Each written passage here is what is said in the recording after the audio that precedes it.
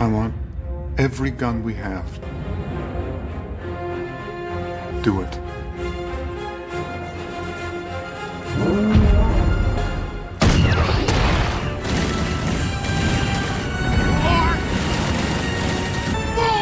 Two much younger broke bros used to dream of a great game, an adventure through history with tons of weapons, ranging back from muskets to war wars and to the future too. We started collecting references of every weapon ever made. But after a few guns, we quickly understood that... yeah, there's no real differences between them.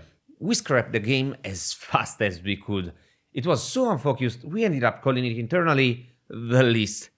In real life, most weapons are quite similar, but when we talk about games, weapons are tools for fun. They have to be focused on the goal of the game. If their look and feel would be just the same anyway, can we just cut those? We did learn something. You can't just add tools. You must understand the purpose of adding. What an epiphany, huh? Weapons aren't just tools the character shoot with, but a way for the developer to empower you. A way to solve the puzzle the designers prep for you. But beware, not every puzzle looks like a puzzle. Some encounters are riddles even if you don't realize it. We call it the monkey bus effect. The monkey bus is a powerful foe. It's tanky and it can kill you in a moment. Make an error, you're deleted. But actually, you just need a pair of seconds to get rid of him. Look, you will need a quick scope, the ballista, hit it with a super shotgun, so you have to use a grapple, and then you can finish it with the rocket launcher, which is area of effect, so you have to dash away. I mean, that's kind of a puzzle.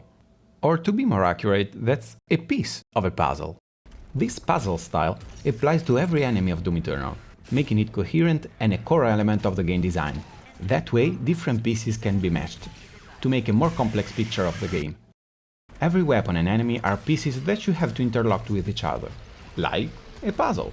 This design strategy naturally adds layer of complexity to a combat system. You're not just given different tools for the job, but different ways to use them. You should choose based on the situation and managing your resources, but this also gives us another hint. Enemy AIs are synergic with the weapons. You choose your guns on the AI characteristics, if they're tanky, high damaging, but also, yes, on your situation. So, if the weapons are tools to solve a puzzle, you need what's required to solve it, nothing else, right? Yes and no. Doom Eternal was designed to give you a few optimal ways to deal with enemies, and a few other ways to avoid the game being too picky, predictable and frustrating, leaving you some choice and flexibility, but not too much, cause such a fast-paced game can't afford making you space out wandering. In a split second you must choose how to solve the problem. Every weapon added becomes a cognitive burden. That's why Doom Eternal has a very tight weapon roster, with specialized weapons and some adaptability. 7 weapons, plus those cheat codes the true ones don't speak of. So is that the point? Just the essential? The few weapons required and nothing else? Oh no, not really. Take Zomboid with its hordes of... well, you guessed it. You face just one enemy type. Walkers. That's it. No weak points, no tanks, just a blob of weak, slow chunks of meat. For those who don't know it, Zomboid is a hardcore game. You die very easily, and each time you literally lose everything. Potentially hundreds of hours of play or more. Yeah, watch out for those damn broken glasses on your bare feet. They will kill you. You really want every possible solution to every possible problem you could face. Doom Eternal's puzzles composed by the quirks of the enemies. In Zomboid it's made by the situations. Axes in the road, rifles on the road, shotguns on the horse, and so on. Make the case. You reach an intersection. It's infested, but you can't know how many zombies are hidden in the dark. You just finish raiding some houses, you're strolling around with your trusty submachine gun on your back and an axe. But you knew that wouldn't suffice in an emergency. That's why you prep the trip. You go to the car's trunk to recover your grenade launcher and a big gun. You can run into many different situations. The sky's the limit. But vanilla guns are very limited. The game was born with a premium on stealth, but people felt the need to kill those bastards, and modders came to the rescue. So what do you need? Guns. Lots of guns. So, is there an upper limit? Or did our unborn game the least have some chance? In a modded playthrough with our buddies, we came to have new mechanics and new calibers. We added so many weapons that we changed the focus of the game entirely on fighting. We had a great time, but at one point we stored dozens of different weapons. The game was overcrowded. We couldn't even tell the differences among most of them. Our warehouse became an incomprehensible mess. There were too many choices. And when we had to prepare for a trip, we ended up always choosing the same stuff or picking random rifles. Imagine that. You find an M4? Cool! Then a Zastava, whatever, yeah, 2 rifles! Wait, what's the difference? Oh, they have known. At first you won't mind, but time after time that becomes disappointing. It subverts the player's expectation. Namely the sensation of, I found something new, yeah, but you really didn't. Reskins can be great in some games, even in this one, but too many of them can increase the cognitive burden.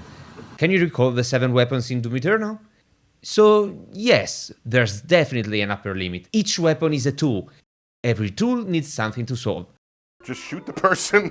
Why walk up to them and have a sword fight? You want at least a weapon for every situation, and depending on the game type, you may want to account for personal preference, aesthetics, memes, and so on, but a few choices at most, so that you won't overload spawn mechanics and the player's mind. Right? Are you sure about that? Well, please don't leave the video now, but not entirely. You don't know what you're talking about, do you? Imagine a game where you're given choice. Do you prefer shooting or melee? Do you like better taking care of mana or bullets? And more! You can find new, more powerful enemies that match new, more powerful weapons. You'd end up with a huge bunch of tools. Wouldn't you? Would it be a mess? Or would it be a choice-centric game with a progression system? You see, how many weapons are too many? The only possible answer is that it depends on the goal of the game, on its identity and what it wants to convey to the player. We made a deep dive on the topic, comparing game design and comedy. Go and check it out. I like whatever you like. Will you touch it now? Did I do it right? Weapons are not just tools to solve a puzzle. They're tools to define the game. The amount and types help decide if the game will push you to master the Doom dance, if it will be based on running from enemies, or even if it's an RPG where you choose how to approach problems. Whatever the game designer chooses, the goal is not just the quantity of weapons, but how they serve the overall combat system, to build an original, compelling and entertaining experience.